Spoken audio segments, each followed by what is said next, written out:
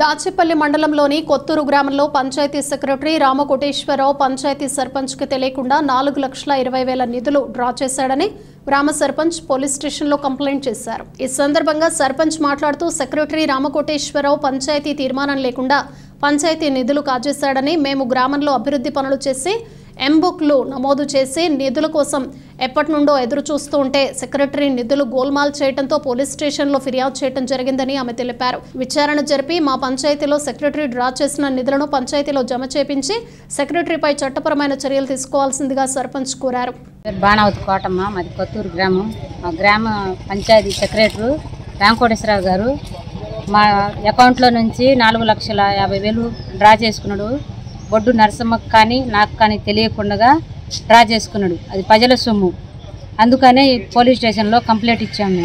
దానికి తిరిగి చెల్లించవలసిందే కోరుచున్నాం. నా పేరు బొడ్డు నరసమ్మ, కొత్తూరు గ్రామ సర్పంచ్ని. కొత్తూరు సెక్రటరీ రామకోటేశ్వరరావు గారు 4,50,000 డ్రా చేశారు. మేము పోలీస్ స్టేషన్కి వచ్చి కంప్లైంట్ ఇచ్చాం. అది తిరిగి మా డబ్బులు ఇవ్వాలని దాచిపల్లి పోలీస్ స్టేషన్లో కంప్లైంట్ ఇచ్చాము. మా డబ్బులు మాకు ఇవ్వాలి.